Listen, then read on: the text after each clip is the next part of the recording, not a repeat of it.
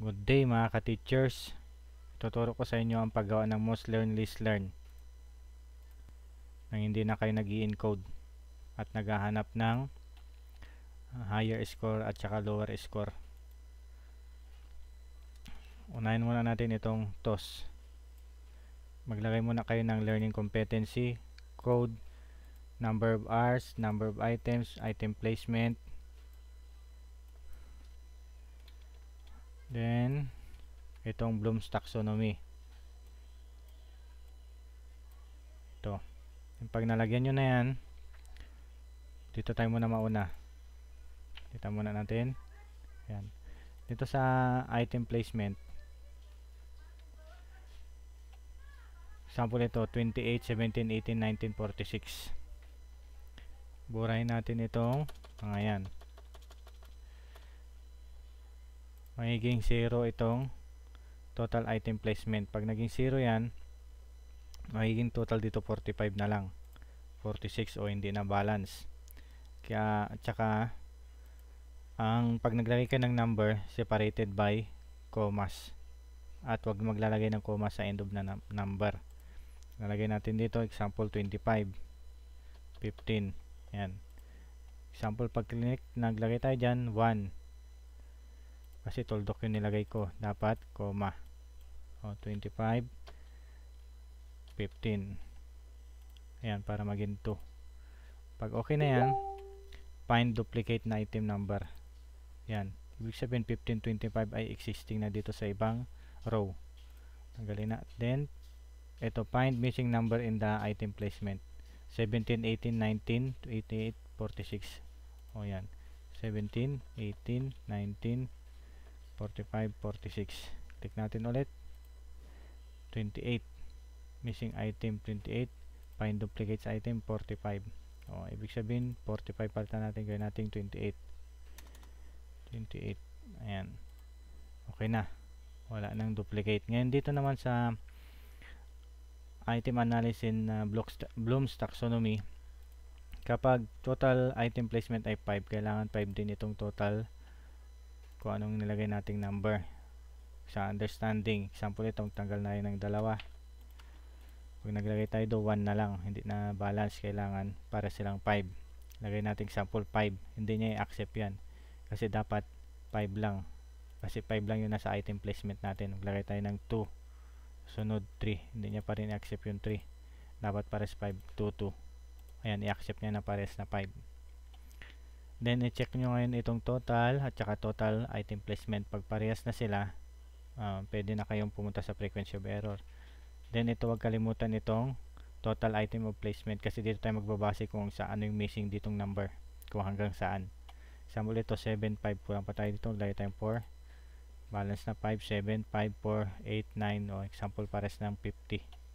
Ayan, pag pares okay na yan, pwede na tayo maggawa ng item, create most learn least learn. Bago tayo mag create most learn least learn, turok muna itong hide empty cells. Hide, ma-hide na yung ngayon yung mga empty cells.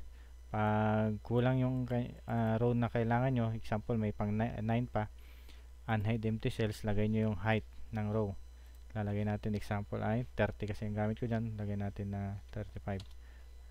Ayan, minsan kasi itong nalagay nating learning competency ay mahaba.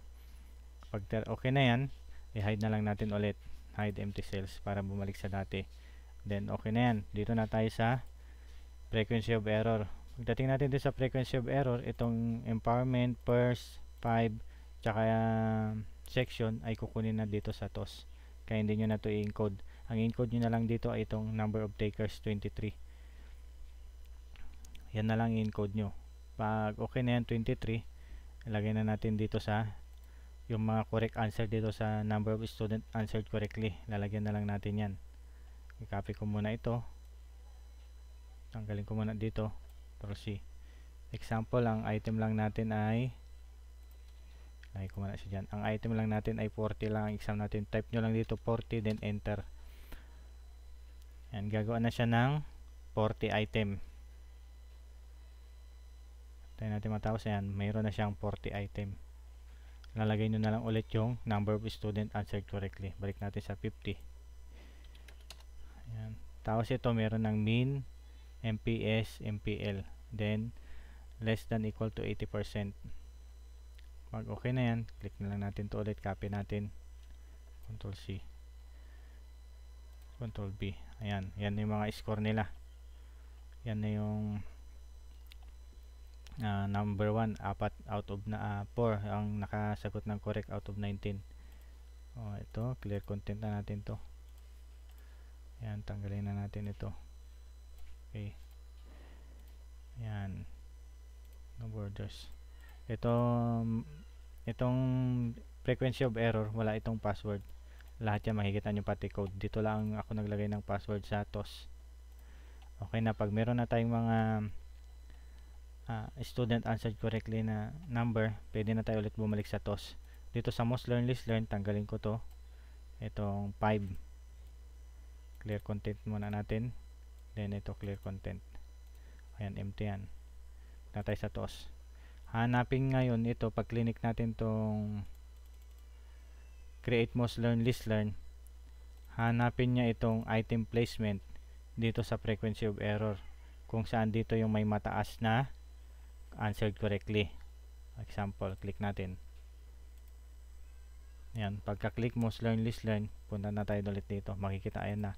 Compare and contrast number 46. Ibig sabihin number 46 yung may mataas na answered correctly 22.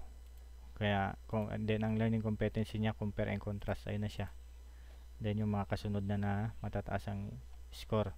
Susunod dito sa list learn competency, number 30. Tingnan natin number 30. Number 30, ayan, nakalagay 0. Then tingnan natin kung saan yung number 30. Ito, item placement niya 30. Use common productivity tools. Tayo dito, use common productivity tools. Ayan, ganun lang kadali yung paggawa ng most learn least learn. Hindi na kayo maghahanap ng mga score at competency. Then kung nagustuhan nyo itong aking ginawang innovation, pwede kayo mag-send ng GCash para kung may maisip pa akong innovation na mas mapadali ang trabaho ng teacher, ay isi-share ko ulit ito sa inyo ng libre.